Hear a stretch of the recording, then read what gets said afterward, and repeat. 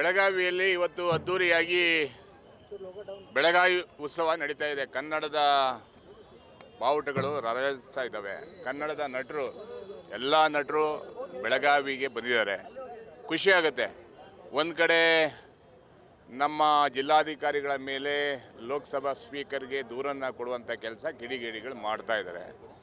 ಬೆಳಗಾವಿ ಇರಲಿ, ಬೆಳಗಾವಿಯ ಒಂದು ಹಿಡಿ ಮಣ್ಣನ್ನು ಮುಟ್ಲಿಕ್ಕೂ ಸಾಧ್ಯ ಇಲ್ಲ. ಇಲ್ಲಿಯ ಕನ್ನಡಿಗರು ಅಷ್ಟೊಂದು ಗಟ್ಟಿಯಾಗಿದ್ದಾರೆ. ಅನೇಕ ಸಂದರ್ಭದಲ್ಲಿ ಎಚ್ಚರಿಕೆಯನ್ನು ಕೊಟ್ಟಿದ್ದೀವಿ.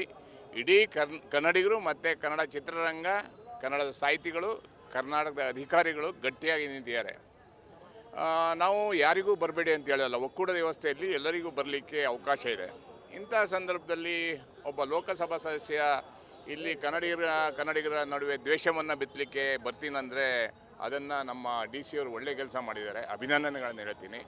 ನಮ್ಮ ಶಿವಾನಂದ ನೀಲಣ್ಣವರು, ನಮ್ಮ ಅಭಿಯವರು ಒಳ್ಳೆ ಕನ್ನಡದ ಉತ್ಸವವನ್ನು ಮಾಡೋದ್ರ ಮುಖಾಂತರ, ಎಲ್ಲ ನಟರನ್ನ ಕರೆಸೋದ್ರ ಮುಖಾಂತರ ಇಡೀ ದೇಶಕ್ಕೆ ಒಂದು ಸಂದೇಶವನ್ನು ಕೊಡಲಿಕ್ಕೆ ಹೊರಟಿದ್ದಾರೆ. ಶುಭವಾಗಲಿ. ಯಾವತ್ತೂ ನಾವು ಬೆಳಗಾವಿ ಪರವಾಗಿರ್ತೀವಿ, ಕನ್ನಡಿಗರ ಪರವಾಗಿರ್ತೀವಿ. ಕನ್ನಡಕ್ಕೆ ಏನೇ ತೊಂದರೆ ಆದರೂ ಸುಮ್ಮನೆ ಇರಲ್ಲ. ನಾನು ಗಡಿ ಭಾಗದಿಂದ ಬರ್ತಾ ಇದ್ದೀನಿ. ಇವತ್ತು ಸುಗ್ರೀವಾಜ್ಞೆ ತಂದಿದೆ ಸರ್ಕಾರ, ನಾಮಫಲಕ 60% ಇರಲೇಬೇಕಂತ. ಆದರೆ ಗಡಿ ಭಾಗದಲ್ಲಿ ಇವತ್ತು ಸಹ ಬದಲಾವಣೆ ಆಗಿಲ್ಲ. ಇಲ್ಲಿ ಡಿ ಸಿ ಅವರು ಆ ಕೆಲಸವನ್ನು ಮಾಡಬೇಕನ್ನುವಂಥ ಒತ್ತಾಯವನ್ನು ಸಹ ಮಾಡ್ತಾ ಇದ್ದೀನಿ.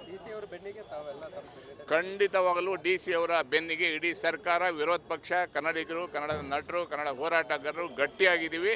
ಯಾವುದಕ್ಕೂ ಹಂಚಬೇಕಾಗಿಲ್ಲ. ಅಂಥ ಸಂದರ್ಭ ಬಂದರೆ ಎಲ್ಲದಕ್ಕೂ ಸಿದ್ಧವಾಗಿದ್ದೀವಿ.